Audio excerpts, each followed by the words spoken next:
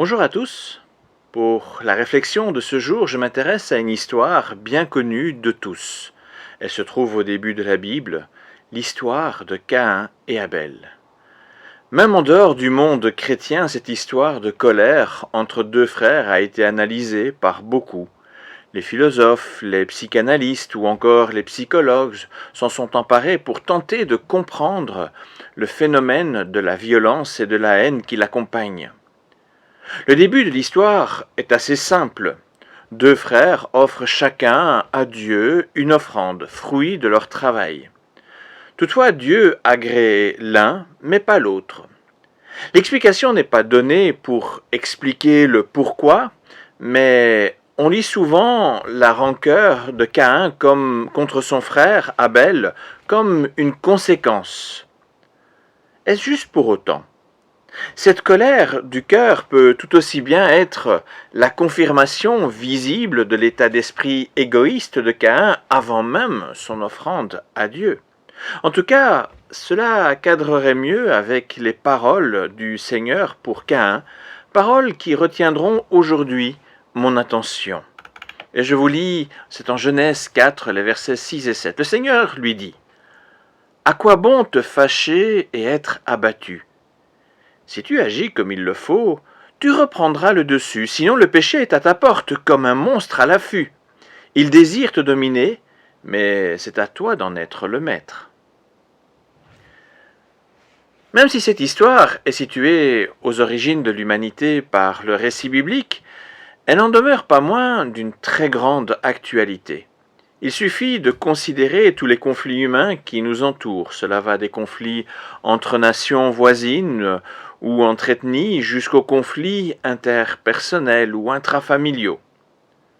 Dans l'histoire de Caïn et Abel, comme dans tout conflit, on se focalise davantage sur le pourquoi et les conséquences du conflit, mais rarement à la solution que Dieu propose avant que le mal soit accompli.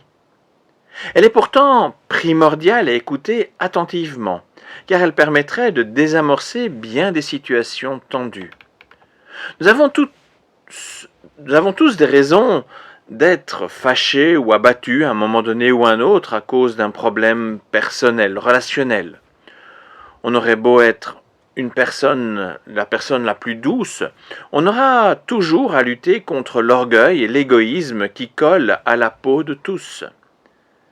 Mais ce qui est encourageant est cette invitation de Dieu à ne pas nous laisser dominer par nos sentiments, à ne pas nous laisser surprendre par ce monstre à l'affût qui détruit nos vies. Il est vrai que Caïn n'a pas voulu écouter Dieu, mais le fait même que Dieu lui conseille la maîtrise de soi est la preuve que le conflit n'est pas une fatalité pour qui l'écoute.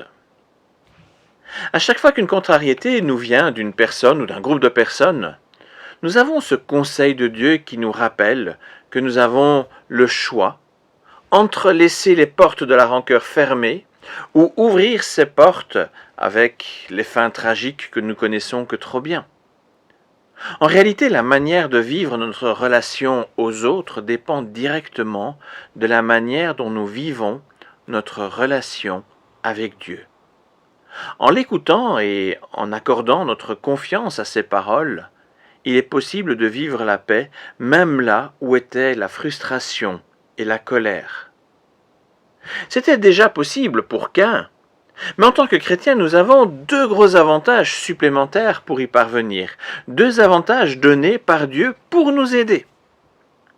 Le premier avantage est l'exemple du Christ, Dieu fait homme, qui n'a pas hésité à renoncer à toute colère et même à donner sa vie pour rendre la réconciliation possible entre nous et Dieu. Malgré toutes les offenses, les rejets, depuis Adam jusqu'à nous, il a choisi d'offrir sa grâce pour permettre à la paix d'être victorieuse. Comment pourrions-nous être au bénéfice de cette grâce de la part de Dieu sans nous-mêmes la désirer avec notre prochain? Le deuxième avantage, Dieu offre son Esprit Saint pour qu'il habite en nous afin de nous rendre capables de ne pas répondre au mal par le mal. mais de volontairement choisir le bien et agir comme il faut pour supprimer les tensions entre personnes. Cet esprit est capable de changer notre façon de penser et nos sentiments pour nous permettre de retrouver notre calme. Les violences, les rancœurs ne sont pas des fatalités, à condition toutefois d'écouter ce conseil de Dieu donné à Caïn et à toute l'humanité après lui. Le projet du Dieu créateur était et reste invariablement des relations toujours plus empreintes d'amour les uns envers les autres, à l'image de ce qu'il est lui-même. Ce n'est que folie de prétendre qu'il est responsable de tous les conflits et les guerres ravageuses entre les êtres humains, puisqu'avant même que n'arrive le premier acte violent de l'humanité, il nous dit « À quoi bon te fâcher et être abattu? Si tu agis comme il faut, tu reprendras le dessus, sinon le péché est à ta porte comme un monstre à l'affût. Il désire te dominer, mais c'est à toi d'en être le maître. » Merci pour votre écoute et à bientôt.